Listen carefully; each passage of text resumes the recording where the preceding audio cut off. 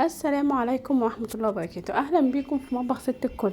هنعمل مع بعض النهارده البيكاتا بطريقه جميله جدا.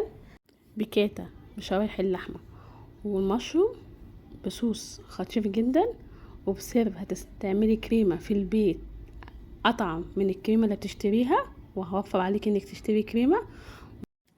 وتعالوا نشوف طريقتنا. معانا هنا شرايح لحم هنتبلها بملح وفلفل اسود وحبهان بودر زي ما احنا شايفين. بالطريقه دي هندعك اللحم بالتوابل كده، الملح والفلفل الاسود بهارات اللحمه فقط، مش هنضيف اي اضافات تانية. معانا هنا الجريل، هنضيف مكعب زبده ومعلقتين زيت كبار ومكعب زبده كبير حلو. هننزل بشرايح اللحمه وهنديها صدمه. هنفضل بقى نشوح اللحمه لحد ما تاخد معانا لون وتستوي. احنا عايزين اللحمه تبقى مستويه معانا. هنشوحها وهنضيف لها ربع كوبايه ميه وهنتابعها لحد ما تستوي. اللحمه استوت معانا. تعالوا نجهز الكريمه بقى اللي هنعملها البيتي بطريقه سهله جدا. معانا كوبايه ونص لبن، معلقتين كبار دقيق، ومعلقتين كبار قشطه.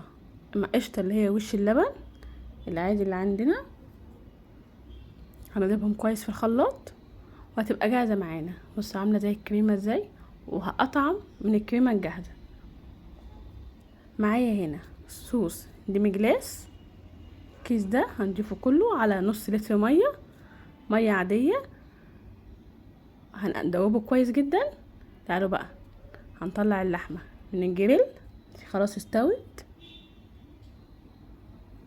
شايفين ما بقاش معانا الا الماده الدهنيه، واللحمه استوت كويس. اهم حاجه نتاكد على سوى اللحمه عشان تبقى مستويه معانا كويس، عشان هنحطها في الصوص تاخد الطعم. معايا هنا مشروم مقطعه قطع زي ما احنا شايفين. هنشوحه في الماده الدهنيه مكان ما شوحنا اللحمه. عايزين ناخد اللون والطعم مطرح تشويحه اللحمه. بعد كده هنضيف الصوص الديمي جلاس وهنضيف الكريمه اللي عملناها. هنقلب كويس. هنضيف نص معلقه صغيره مستردة، ملح، فلفل اسود، ورشه جوز الطيب. هنقلب كويس ونظبط الملح بتاعنا وهنغطيها ونهدي عليها النار.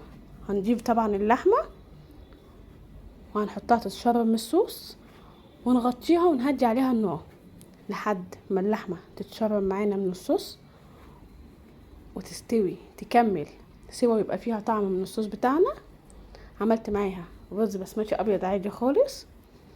بيكاتا سهله جدا وطعمها تحفه بجد. لو عملتوها وجربتوا الطريقه دي مش هتبطلوا تعملوها. جربوها وقولوا لي رايكم. ولو اول مره تشوفونا متنسوش تعملوا لايك وشير وسبسكرايب وفعلوا الجرس عشان يوصل لكم كل جديد. واشوفكم فيديو جديد ووصفه جديده من مطبخ ست الكل. والسلام عليكم ورحمه الله وبركاته.